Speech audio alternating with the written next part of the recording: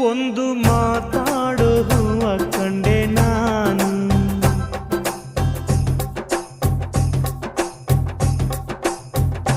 ಬಾಡದಂತ ಪ್ರೀತಿಯ ಹೂ ನೀನು.